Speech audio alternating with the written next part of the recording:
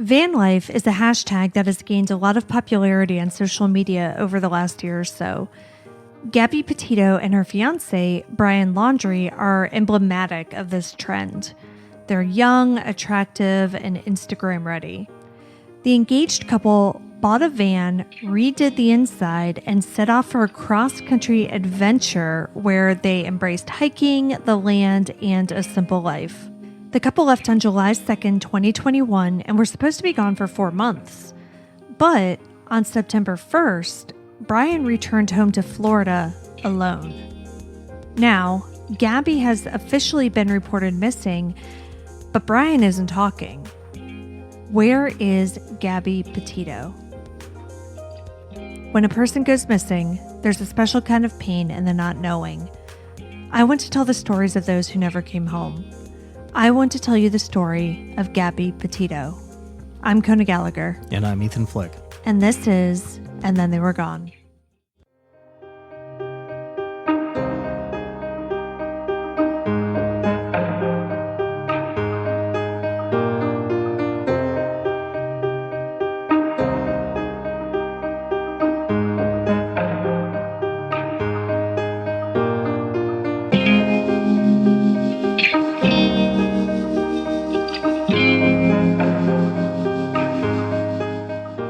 Welcome back, everyone. Hello, welcome. If you're a regular listener, you'll know that this is not the day where we usually release a new episode. And that is because we actually took this week off and we weren't going to release an episode this week at all. But we just got back from New York City yesterday, and I've been reading about the Gabby Petito case, and I just felt that we had to talk about it today. Yeah, I've only heard bits and pieces on the news that's just been on in the background. Right. So I know very little about the case. Yeah, and I'd also kind of only been following it in the background. Like, I didn't really know, But yeah, it just, with what came out today, and it's September 16th when we're recording this, there's just so much going on that I thought that we really should talk about it. So this is basically a bonus episode. Like, I kind of, I wrote a little bit, did some research, but, this case is so current. I mean, as of today, at the time of this recording, she's reported missing less than a week ago. So we don't have, a ton of information about her background and things like that. But there's also a chance that she's still out there alive. So we need to get as many eyes and ears on this case as possible. All right, so let's get to it. Gabby Petito is a 22-year-old woman from Long Island, New York. She was engaged to her boyfriend, 23-year-old Brian Laundrie. Brian was from Florida, and the pair had been living there in his parents' house for the past year. They had been engaged for a little while and were making wedding plans, but then when COVID hit, they kind of decided to push all of that back, and they decided to take a cross-country adventure instead. According to the pair's YouTube account, which they created specifically for this trip, Nomadic Static, this actually isn't the first time that they've traveled cross-country together. They had previously made the trip in a Nissan Sentra and stayed in Airbnbs along the way. That's a very small car to be traveling across the country in. Yeah, exactly. And so this time they're like, you know what, that was fun, but maybe let's do something a little bit different. So they decided to streamline the process.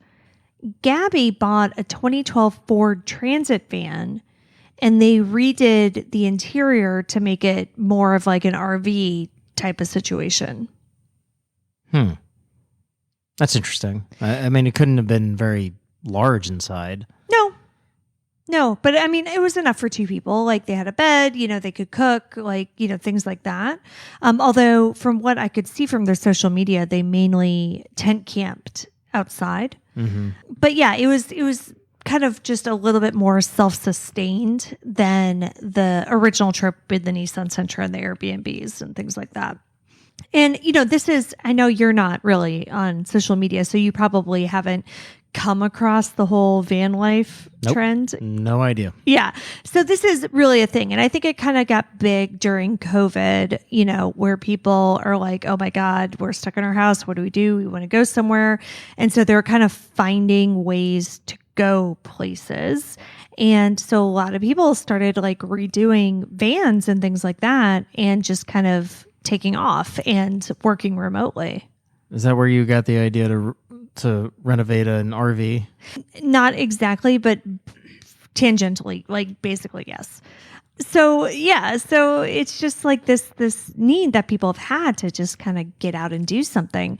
And there are a ton of accounts, all over social media. Even our friend is doing it. So Nicole is renovating a school bus in the same way. I'm not sure how I missed that. Yeah.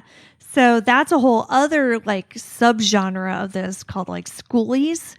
But yeah, it's all part of this like van life thing. So anyway, so this was the plan, and they did have experience. Plus the pair, they're avid hikers. They're very outdoorsy, so this is something that like didn't come out of nowhere, This is kind of in their personality. I mean, I suppose, but that seems just precarious. I feel tense and claustrophobic just thinking about it, like just being in that small space for such a long period of time. Yeah, well, like I said, again, they camped out a lot, so they were driving across the country, but they were definitely enjoying the outdoors. Like they spent a lot of time camping and hiking. This trip started with them driving up to Blue Point, New York, which is where Gabby is from, to attend her younger brother's graduation. On July 2nd of this year, they left from there to start their adventure. The first Instagram post that Gabby posted from their trip was at Monument Rocks in Kansas. And this was on July 4th. After that, Gabby posted on Instagram every few days or so, generally 2 to 6 days apart. So she wasn't constantly posting, but she was posting regularly. Her next post after the one from Monument Rocks was on July 8th, and it was from Colorado Springs. The trip moved on from there with beautiful people enjoying beautiful scenery all over the country. Well, it sounds like they're making really good time, too. Well, yeah, I thought so, too, because 2 days later, they were in Kansas, which seemed quick to me. Yeah. And that's just when she posted it. I don't know when those she was pictures actually were there. taken. Yeah. Yeah. So, but yeah, it did seem like they were moving right along. And everything looked amazing. And it seemed as though they were having a great time. And I haven't seen anything since this whole thing started that said that there were red flags, Gabby was in touch with her family regularly, not every day, but generally when they would kind of go into town and get Wi-Fi or reception or whatever, she'd text or FaceTime and kind of check in with everyone and give them updates. Now we're going to go back and dig into the timeline a little more, but for a chronological overview, this is what we have based on Gabby's Instagram posts.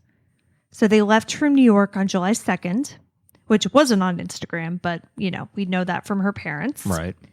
Then they were in Kansas on July 4th, then Colorado Springs, Great Sand Dunes National Park in Colorado, Zion National Park in Utah, Bryce Canyon National Park in Utah, Mystic Hot Springs in Utah, Canyonlands National Park in Utah, and Arches National Park in Utah. And that post in Arches National Park was posted on August 12th. On September 1st, Brian was back in Florida and Gabby was not with him. That's a pretty big gap. Yeah, exactly. Do we have anything in between or you're just going off of the Instagram timeline? So those are what I would say the core Instagram posts from Gabby's account. So like I said, so they did, it's interesting because in all of the early things that I heard and read about this case, it described them as YouTubers. But they do have a joint YouTube channel that I mentioned earlier. There's only one post on it. There's one video. It's 8 minutes long and it's an overview of their trip. and it's dated August 19th. So they weren't chronicling their trip on YouTube like I had thought based on the stories. I looked at Brian's Instagram account. He had a few posts from the trip, but like 2 or 3. I mean, only a couple. From what I haven't heard anybody mention them being on TikTok or any other social media platforms or anything like that. So I don't know. So what I've got is Instagram and YouTube, and the most posts are on Gabby's Instagram. So I am going to kind of jump back and forth a little bit here. Brian got back to Florida on September 1st. He stayed home with his parents for a week and a half. Now, I don't know a lot about what happened between September 1st and September 11th. So I don't know if Brian had been talking to Gabby's family at all, but we do know that Gabby definitely had not been talking to her family during that period. By September 11th, when they couldn't get in touch with her, and presumably they had been calling Brian and trying to figure out what was going on, from him, but they weren't getting answers. So on September 11th, they reported her missing. Now, according to the GoFundMe page that a family friend set up to help with search-related expenses, Gabby was the last known to be in Grand Teton, Wyoming, heading toward Yellowstone National Park on August 25th. Didn't you say their last post was in Utah, though? Yeah, so I'm going to get back to that because I thought that was interesting when I saw that on the GoFundMe. I was like, Wyoming, interesting. But that GoFundMe doesn't say how she was known to be there. Like, it just says she was known to be. It doesn't say if she was seen there, if she had called her family and said, hey, I'm in Wyoming. If she had texted her family and said, hey, I'm in Wyoming. Or if that was like the next stop on their trip. Right. I just don't know the details of that. So with that in mind, I want to go back to August 12th. That was the day that Gabby posted photos from Arches National Park in Utah. Now, like we said earlier, just because someone posts something from a place, doesn't mean that that's where they were that day. Right. I just posted a bunch of photos from New York today, but we got back yesterday, But the couple was nearby that day, and we know that for a fact because somebody called the police on them. Oh, yeah. Did you hear about this? Yeah, I saw a story about this. Yeah. Interestingly, and I think because this case is so new and so active, the police department who made this call are being very transparent, and they have released the full body cam footage of this incident. It's on YouTube. It's on our blog. So according to police body cam footage, they pulled the couple over around 4:45 p.m. on August 12th. And where is this again? This is right outside. This is near Arches National Park in Utah. In Utah. Okay. Yeah, and this is August 12th. Brian was driving the van, and Gabby was in the passenger seat crying. So the officer pulls her over and asks her why she's crying, and she says that they had been arguing. He asks her to step out of the car, and she's, really upset. He describes it later in the video as she's hyperventilating, basically. So he has her step out of the car, and he asks Brian to give him the keys to the van, and the officer takes the keys and places them on the hood of the van. He then tells Gabby to go sit in the back of his car in the AC, because, it's Utah, it's August. I'm sure it's incredibly hot. Yeah, sure. Asks her to just kind of go sit in the AC and just breathe, basically. So he keeps on telling her throughout this whole thing that she's not in trouble. He's just go sit down, kind of calm down. He doesn't say that, though, to his credit. Yeah, never tell a woman to calm down. Ever. So she goes into the car, and then he goes back to the van and talks to Brian. So he has Brian step out of the car, and he's talking to him, and the officer clearly sees that Brian has very fresh scratches on his face and his neck and his hands. Brian is also clearly nervous and says that basically what had happened was that he had been trying to distance himself from Gabby during their argument earlier, and that during this he had locked the van and he had taken the keys. His explanation is kind of like, it's kind of hard to understand, but basically saying like she had her phone and like she tried to get the keys from him, and so he pushed her away. And during this whole thing, she's like, I'm sorry I pushed her. I didn't mean to push her, whatever. So he pushed her, and then she came after him and like scratched him, trying to get the keys. Are the scratches on both sides of his face? One No, side? it looks like, both and again, I hands? don't know how the body cam works, so I don't know if this is like flipped or whatever, but it looks like it's just on the right side of his face. Okay, well, either way, it's one side. It looks like one side of his face, maybe on both of his hands, but I can't swear to that. Basically, it sounds like somebody, so this all took place kind of in front of a coffee shop, like in town. And so somebody called the cops on them then, who saw this whole argument. Okay. So then they drove away. And so the cops like were following them. And as the officer was trying to pull them over, Brian swerved and hit a median. Oh. So the officer's like, hey, what was that about? And he says that Gabby had grabbed the wheel and that's why he hit it. And then the officer's like, well, did she make you speed too? Because it took us a while to catch up to you. And he was like, oh, I guess I just had a lot of adrenaline. I didn't mean to. I'm sorry. So then a second officer goes to talk to Gabby. And it's kind of hard to hear what she says because all of this body cam footage is from this first officer. So it's another officer who's questioning her, and the body cam footage, he's standing behind that officer. So Gabby's kind of far away from him. Gotcha. The second officer asks if Brian hit her, and she says no, but that he did grab her face, and she shows them how he grabbed her. And it's like, he basically like grabbed like her two cheeks. Okay. And like pulled her face like close to him. I didn't see any marks or scratches or anything on Gabby in this footage. Mm-hmm. Yes, so that's what she said. And then after that, there are portions where the sound has actually been redacted from the body cam footage for privacy reasons.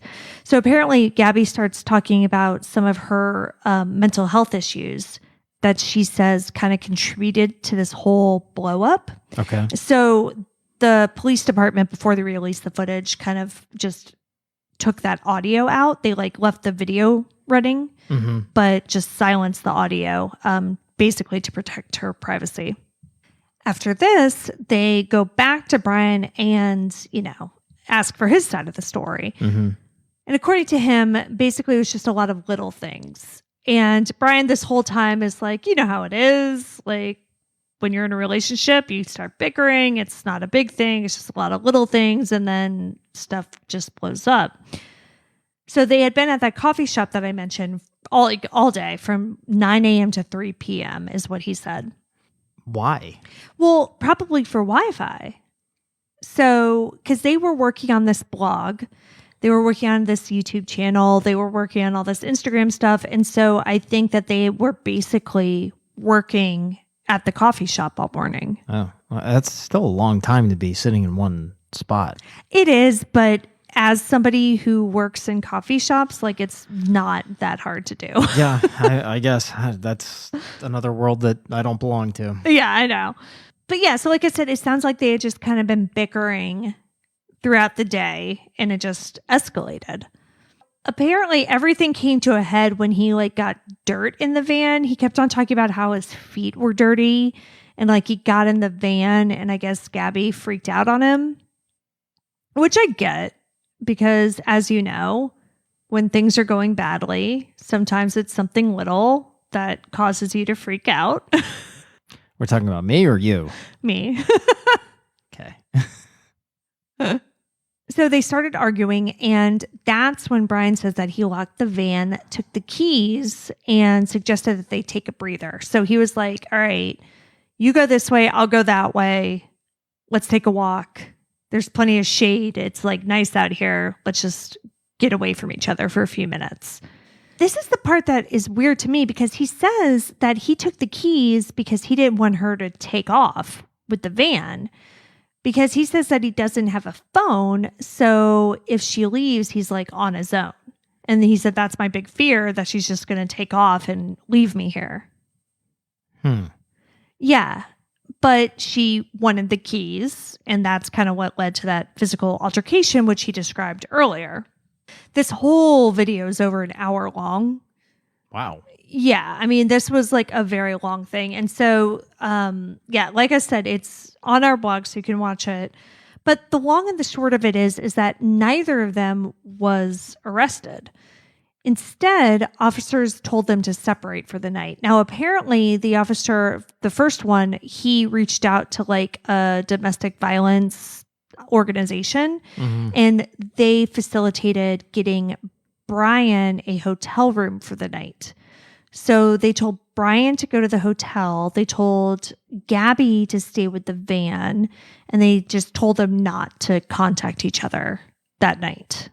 Okay. She has the keys now, though. Yeah. What's weird, though, about this is because, like, he had just said, oh, yeah, I don't have a phone, so I was afraid she was going to leave me. And then when the officer goes back to Gabby and was like, okay, we're going to separate you guys. Is there anything that you want me to tell him for you? She was like, well, make sure he takes his phone charger because he's really bad about that. And he goes and like makes a joke about, he's like, oh yeah, I always forget my phone charger. So like he has a phone. So I don't know what he was talking about.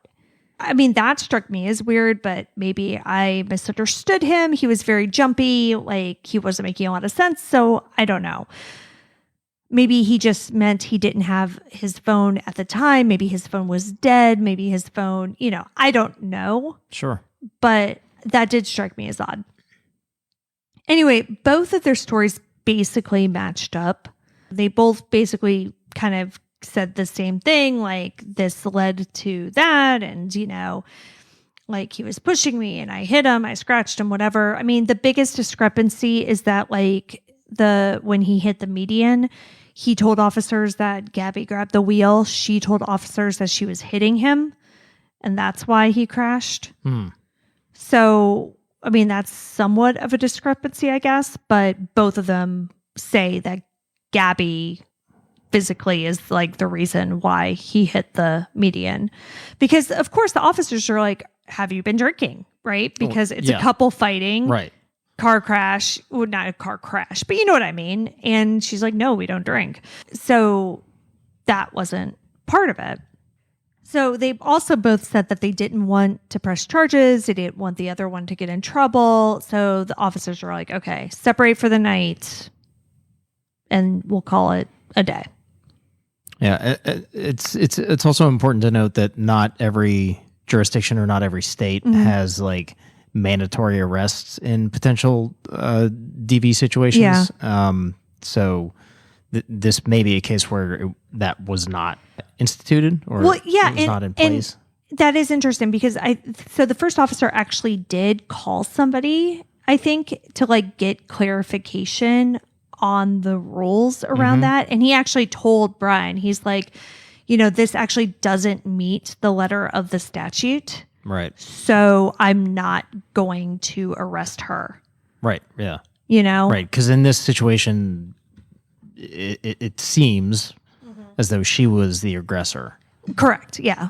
I mean, he's the one with physical like signs of violence on him. Right. Yeah.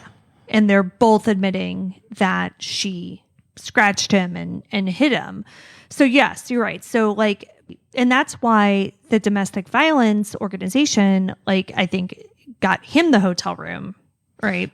Yeah. Yeah. I was going to say that earlier. Yeah. Because at first I thought that it was just because the van belonged to Gabby And so they're like, okay, well, technically it's your van, so you stay with the van. But I think it's more because in this particular situation, she was kind of seen as the aggressor. Right. And it's important to note that, domestic violence situations are not always the typical, male beating the woman or yeah, no, absolutely. It takes all forms. Right. So, but again, like I said before, not every state, city, county has the same rules regarding mandatory arrests in DV situations. Yeah.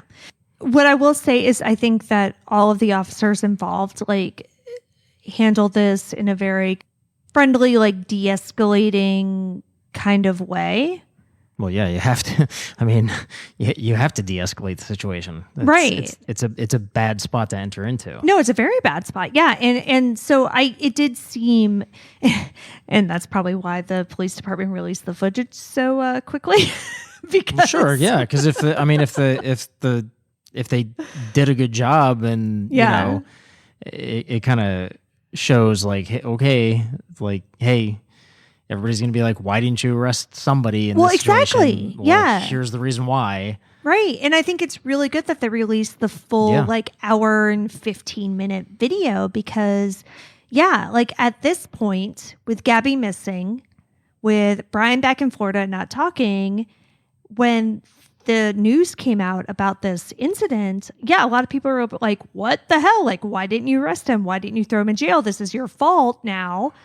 So it was it's not, you're right. Yeah. And it was very smart of them to release the full footage to give context because, I see why this happened, why they separated them, why they didn't arrest anybody. Because like I said, the guy even said, this does not meet the statute. Right. I can't arrest her based on what we've got here, and you're saying you don't want her arrested. She's saying she doesn't want you arrested. You know what I mean? He did what he could do, he did what he was supposed to do in that situation.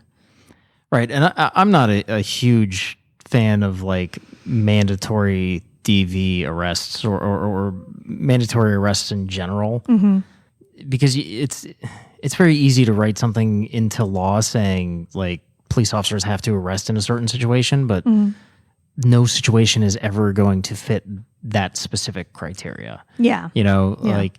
Yes, I do think that in a domestic violence situation, you definitely need to tread lightly, but also push for information. And, but I also think that cops in those situations shouldn't be the only ones called. Right. Right. And I don't think that cops should be making the ultimate decision in those situations. It's a tough call. It's a tough situation. And then, if you have a domestic violence situation and you're mandated to arrest somebody, but you as the police officer are like, okay, well, he said, she said, he pushed, she pushed, or whatever, would you flip a coin? You know what I mean? If you're obligated by law to arrest somebody as a police officer in that situation, look, I'm very much for, police officers getting involved in these situations, but again, not being the only agencies involved making the ultimate decision, and helping as much as they can. But I don't think a mandatory arrest for all of those situations, blanketed across the law, is really helpful per se, because that could also lead to all kinds of other issues. Yeah, it's tough. And this is a tough situation because, now in hindsight, I'm sure both of, all of the officers, because there were several officers who were there, hindsight is 2020. And so I'm sure they're thinking oh God, maybe we should have done something more or, whatever. I don't know. But it's a tough spot, but I get why they let both of them go. But of course, I've already seen people compare Brian's demeanor in this video to Chris Watts. There we go. I was wondering where that was going to come. Yeah. With how jumpy he was and and all that, and his body language. And yes, I see it too. I do. But I am also incredibly jumpy around police officers. and I cannot stop talking, and I can't stop making dumb jokes. Makes our marriage wonderful. I know, like I can't stop talking and making dumb jokes, and yet you still married me because that's how I am around you constantly. But it's like a disease, and I see a lot of that in the way Brian is behaving during this stop. Like I've never been stopped by police for anything like this. I've only been stopped for like traffic offenses, and this is kind of a traffic offense. Like that's part of this to an extent. Yeah. Yeah. And so like a lot of the dumb shit he was saying, like I know I've said before, or I know I would say. Like what? You know how it is? Well, maybe not that bad. Like I do, like I say the dumbest shit, and I'm always trying to make a joke. And like, I don't know why I think that's going to get them on my side. I don't think it does. I'm probably not. But I'm always trying. And I don't know. So what I'm going to do is, again, this is on our blog, this whole thing. I want to show you just like a short, tiny clip just so you can hear, like see both of them talk and kind of get their demeanor during this. Okay. Okay. So we're going to pause and do that real quick. I don't know. We just been fighting all morning and he wouldn't let me in the car before. And then Why wouldn't he let you in the car? Because of your OCD? Told me I needed to calm down. Yeah. But I'm perfectly calm. I'm calm all the time. And he really stresses me out. And this is a rough morning. Well, she just gets worked up sometimes, and I try and really distance myself from her. So like I locked the car and I walked away from her. What happened this morning is that she's trying to start up like her own little website blog and everything. So I give her time, and we really had a nice morning, if anything. But she just got worked up because we were trying to get going and get our day going because we want to go like Arches before this at the time. okay. You want to tell me about those scratches on your face? She had her cell phone in her hand. That's why I was pushing her away, because she wanted I locked the keys so I could walk away. I said, let's just take a breather and let's not, go anywhere. Let's just calm down for a minute because she was getting a little worked up. And then she had her phone and was trying to get the keys from me, so I got in the way. I was just trying to, I know I shouldn't push, but I was just trying to push her away to go, let's just take a minute, step back and breathe. And she got me with her phone. Can I see your hand? Okay, so I just showed you just a minute of Gabby talking and then Brian talking. So I don't think it's the same nervousness or agitation as Chris Watts. Really? No. I mean, obviously there's agitation or he's anxious just in general. They both are. Mm-hmm. But Chris Watts wasn't making eye contact with anybody. That is, yeah. And Brian's has no problem. He's making eye contact the entire time. So is Gabby. I mean, they're both engaging with the officers. They're having conversations. There's a lot of animated hand movements on both of their parts. But, if we're to believe both of them saying the same thing in separate conversations with different police officers, they basically just had a big fight. And then they got pulled over by what looks like several police officers. Yeah, it was. And there were park rangers there. Like, it ended up being a whole thing. I mean, I'm sure their adrenaline is rushing. Yeah. There's nervousness. Like, it's not a comfortable spot to be in. But I don't get the sense that either of them are necessarily hiding anything. No, and I think I would agree, right? I think it was just the general like nervousness and adrenaline of the situation. Right. Keep in mind though, the body cam footage that people are comparing this to, that from Chris Watts, he had already murdered his wife and children. Correct. And in this body cam footage, Gabby's She's clearly still fine. alive, yeah. And perfectly fine. He's the one who's injured at this point, right? Right. So, I'm not saying that like, again, I don't know what happened, but he, at this point, when we're seeing this footage, he certainly had not done anything. Right. Really, that we know of. Yeah, exactly. I mean, she was still alive and healthy. And right. So there's that. But this clearly shows that the two had issues, right? Sure. I mean, this is documented. They became violent. This is documented. We don't know if this had happened before. To my knowledge, this is the only time that the police have ever been involved in anything with the pair. But I do want to talk about something else that recently happened in the same area. And it's the reason that I kind of wanted to cover this case now, because it's very bizarre. And I would like to get your take on it, Mr. I don't believe in coincidences until I do.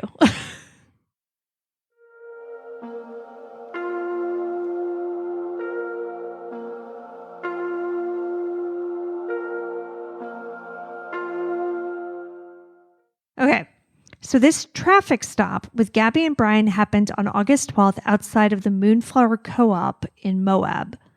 On August 13th, newlyweds Kylan Schultz and Crystal Turner were seen leaving a bar in Moab around 10:30. Kylan worked at Moonflower Co-op. On August 18th, the two were found shot to death at a nearby campsite. So we have a double murder and a disappearance happening in roughly the same place at roughly the same time. This case with Crystal and Kylan has been making the news. This came up in the news obviously before this case, and I'd seen it because, again, it's this newlywed couple and they were found shot to death at a campsite right around where this stop happened. Okay. What date were they found again? They were found on the 18th. They were last seen alive on the 13th. And when did this stop happen? The 12th. Huh. That's interesting. Gabby and Brian had been at the Moonflower Co-op. He mentions that at one point during this stop. And that is where Kylan worked. Nothing to say that there's anything connecting them other than the Moonflower Co-op. Right. Okay. And the time, you know? Sure. But we also have somebody saying that they saw Gabby later. Right. In Wyoming. Yes. And thank you, because you were clearly paying attention. So Gabby was allegedly known to be in Wyoming. Again, I don't know if that's true. The GoFundMe says that that's where she was last known to be, not that she was last seen there. Yeah, what does that mean? Last known to be. Exactly. I think that's very interesting wording. Now, you did ask me about the Instagram posts and when the last ones were. And I said that the core Instagram posts ended on August 12th at Arches National Park. But those were not Gabby's last posts. There were two more after that. One is about a dude leaving trash in a national park. And the other is her in a skirt and top saying Happy Halloween. These posts are dated August 19th and August 25th. But there are a few things that bother me about them. Every single post that Gabby made on their trip from July 4th to August 12th was tagged with a location. These last two were not. Now, Gabby looks lovely in all of the photos she posted of this trip, but she also looks like somebody who is on a cross-country trip in a van. Like she's wearing shorts and t-shirts, bathing suits, like half the time her hair's up in a ponytail. But in this last post, she's dressed up with like full hair and makeup. And she has this crocheted pumpkin that she's posing with outside in front of a mural in August. Right. Saying Happy Halloween. Right. And like none of that felt right to me, Like I just did a quick scroll through her posts and those two look different from the others. So I went ahead and I looked at the comments of that last one, the pumpkin one, because that's the weirdest one. Like the one about the guy throwing trash in the park, seemed pretty like on par with stuff that she had posted previously. But again, no location, unlike every single one of her other posts. But I did take a look. And so an astute commenter recognized the mural she was posing in front of, and it's in Ogden, Utah. Now, that person also says that there was a maker's fair at the venue, so that could explain the pumpkin in August, which also like struck them as weird, you know? Yeah. But they're like, well, you know, there was somebody who was selling things similar to that, so like maybe she just picked it up from that. And that's good information. And, you know, I did look it up and like, yes, she's posing in front of a big butterfly mural and it is in Ogden, Utah. But to me, this also underscores the fact that there's no photographic evidence that says she ever made it out of Utah. Mm-hmm. Because even if you look at that one video that they posted on the YouTube channel, which was posted, I believe, on the 19th, first of all, it's 8 minutes long. The first 4 minutes are from their previous cross-country trip. A lot of it's in California. Mm-hmm. A lot of it is in the Nissan Sentra, not in the van. Then about like 4 or 5 minutes into it, you get like footage from this trip with the van and them camping and in their tents and whatever. And it's kind of interspersed with like them talking to the camera and then just like clips with music behind it. Mm-hmm. But the last clip where they're actually talking, they talk about being in Utah. And that's the last part of it. Like there's nothing beyond Utah. Okay. So there are dates and posts beyond August 12th, but there is nothing beyond Utah. And Gabby's mother also says that she got a text from her daughter on August 30th. Okay. But she now does not believe that was actually Gabby. Do we know the contents of the text? That hasn't been released. Okay. With all of this, it's hard to say. Like, maybe I'm wrong, right? Maybe she was alive and well and posing with pumpkins on August 25th in Wyoming or in Utah, but posting it from Wyoming. Or maybe she disappeared well before that in Utah. I'd be curious to see, and of course, we're not going to know this because it's an open investigation, but so there's a text received by her mother from her phone on August 30th. I'm sure that the police are investigating and trying to find out where that, what cell phone tower exactly, where that originated. Yeah. Again, you wouldn't get that from the mom's phone because receiving is not the same as sending. Right. Sending gives you the actual location, not the receiving. Yeah. So, they're not going to release that. So I would be curious about. Well, and also, you know, all right, so we have iPhones. You look in our photos, and what happens? All of our photos are organized by where they were taken. Yeah. Right. I don't know if she had an iPhone. I don't know if she had an Android. I don't know how Androids work, but obviously, like, there's metadata. That's the thing about smartphones. There's a ton of metadata. And if she was posting those Utah pumpkin photos from Wyoming, either there should be metadata on her phone if that ever, which I'm sure will not be found. Or, I would think that being able to get into her Instagram account, that Instagram would have some sort of information on that. Perhaps I don't know enough about Instagram, and but then therein lies another problem of, you know, can they get into her Instagram account? Right, and I'm sure they would be able to at some point, but I think it just takes time, right? Yeah, and this is also new, so I'm sure these are all avenues that they're exploring, but avenues that they probably don't have answers about right now, right? Yeah, and either way, Brian isn't talking. And right now, you know, while they're exploring all of those different avenues, that would be their most direct way to getting answers. Mm-hmm. Police have officially named him as a person of interest. You think? I mean, exactly. Like, and Brian's lawyer is like, well, this is a formality, which, to be fair, yeah. Sure. Yes, it is. It is a formality given that he was the last person with her. However, I don't know, the 11 days that he was just home without her and he's not saying anything to anybody outside of his parents and nobody's talking.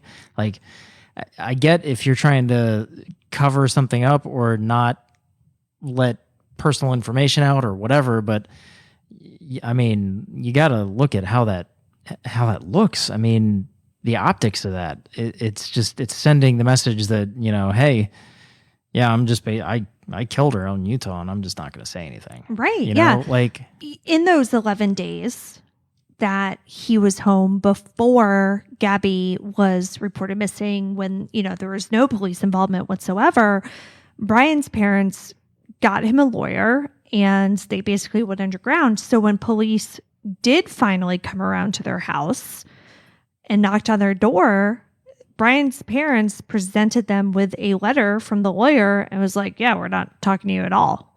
I mean, it just screams guilty, and and it's tough, right? Because let's say, I mean, hey, we don't know the circumstances. Let's just say that they got into a fight and Gabby left him. Yeah. And he is completely innocent and nothing happened. But yeah, you're right. The optics are then why wouldn't really bad. If that was the case, why wouldn't you say that? Because I think regardless of what happened in this situation with her whereabouts unknown, I think any lawyer would say, keep your mouth shut. Yeah. I mean, I guess I don't know. If he's saying, no, she left me in Utah, she's staying there, she met a new man, she did whatever, I still think a lawyer would be like, keep your mouth shut. But why would they need to go to the extent to get the lawyer in the first place? So because I think it's clear how bad this looks. Now, sure. But when he first gets home, I'm sure his parents are like, where the fuck is Gabby? Yeah. And he's like, oh, I don't know. And she's not showing up. Then they're probably like, this looks fucking bad. I don't know. I think to jump to the point of getting a lawyer, I think he knows something. He said something to his parents, and they're trying to cover his ass. Oh yeah, I mean, like I'm sure. And to what extent we don't know, of course. But I don't think it would be like. I don't think at any point if one of our kids came home in this situation was like, yeah, she broke up with me or whatever, and she's off doing her own thing. I don't think any of us would be like, let's lawyer up, because the lawyer was already there before the cops were ever called. Right, but that was like 11 days, right? So what if, I hate the term devil's advocate and I hate the whole idea of it because I think it's stupid. But all right, let's say this. September 1st, Brian gets home, tells a story. Gabby broke up with me, told me to take the van, told me to come home. She left. The parents are like, oh, that's really sad. That sucks. Okay, they move on. They bake a cake, whatever. September 3rd, September 4th, nobody's heard from Gabby. She was living at that house, so one would think she had a bunch of stuff there. So one might think like, hey, we might want to hear from her. And by this point, maybe the parents are calling. Maybe Gabby's parents are calling and saying, hey, like, what's happening with Gabby? We haven't heard from her. Maybe the parents are going like, this seems a little weird. And are saying, hey, Brian, what happened to Gabby? And he's like, oh, she broke up with me. She broke up with me. She's gone. She's gone. She's gone. I didn't do anything. And they're like, okay, well, her parents are wondering where she is. She's not talking to her parents. This is getting weird. Let's say it's then September 6th, September 7th. Same thing. No Gabby. Like, nobody knows where she is. And the parents think, okay, she broke up with you. She's in Utah. She's in Wyoming. She's wherever. But this doesn't look good. What if they say she's missing? What then? Maybe we should talk to a lawyer, right?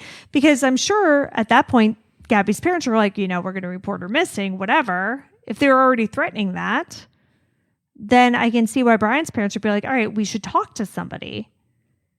Then they talk to somebody, and that somebody says, shut your mouth, don't say anything. If somebody comes, don't say anything. It just looks really bad to me. Yes, it looks terrible. It looks absolutely terrible. I don't know. It just screams that you're hiding something. You're covering up for something. Yeah. And I don't. Clearly, the parents are involved. Like, I don't know. Do we know? Have they searched the van? We do know. So yes, you're right. Everyone obviously thinks that Brian knows something, but as of this moment, there's no evidence that a crime occurred. So there's not really a whole lot police can do.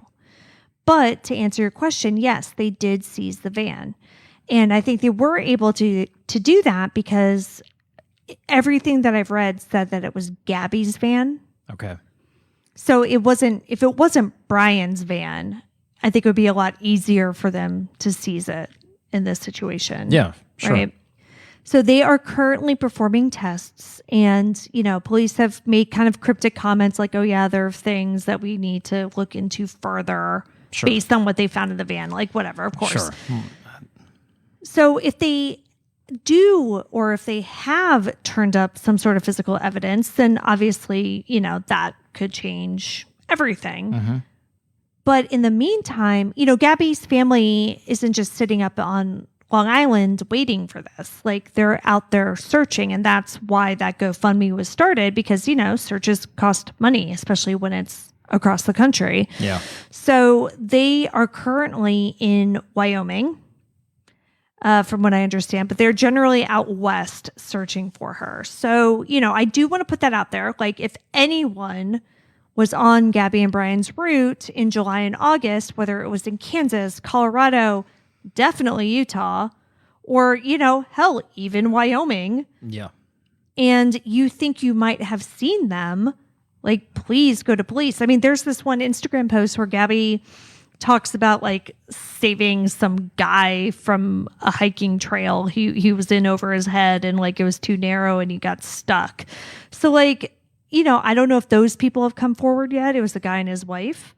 But, like, those are people who, need to come forward, who, like, need to go to the police to just say whatever they know. Because even though this was days before anything happened to Gabby, like, they might have seen something. They might still know something. Because no matter how insignificant the information may seem, it could end up being vital to this case. Gabby's parents are, of course, going completely out of their minds. Not only is their daughter missing, but their future son-in-law and his family are doing nothing to help find her. So I'm going to leave you with a letter that was just released today. Gabby's family also got a lawyer, and they released this letter basically addressed to Brian's parents. Quote, "We are writing this letter to ask you to help find our beautiful daughter. We understand you are going through a difficult time and your instinct to protect your son is strong. We ask you to put yourselves in our shoes. We haven't been able to sleep or eat, and our lives are falling apart. We believe you know the location where Brian left Gabby. We beg you to tell us. As a parent, how can you let us go through this pain and not help us? As a parent, how could you put Gabby's younger brothers and sisters through this? Gabby lived with you for over a year. She was going to be your daughter-in-law. How can you keep her location hidden? You were both at Jim and Nicole's house. You were both so happy that Brian and Gabby got engaged and were planning to spend their lives together. Please, if you or your family has any decency left, please tell us where Gabby is located. Tell us if we are even looking in the right place." End quote. It's gutting. Yeah. I mean, it hurts. It hurts hearing that as a parent. Yeah. Just imagining either side. But, I mean, definitely imagining Gabby's parents and what they're going through. It's terrible. It's just awful. It is. So, again, keep an eye out and let's bring Gabby home.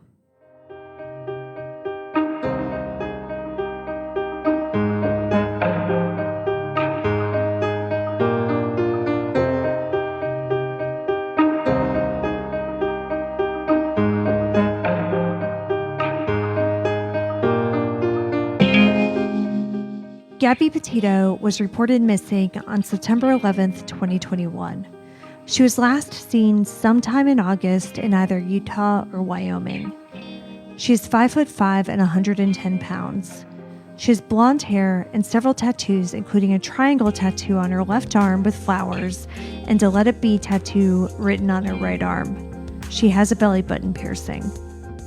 If you have any information on Gabby Petito's disappearance, please call the FBI at 1-800-CALL-FBI. That's 1-800-225-5324. You can see all the sources for this episode, along with photos and videos, at our website, andthentheywere.gone.com.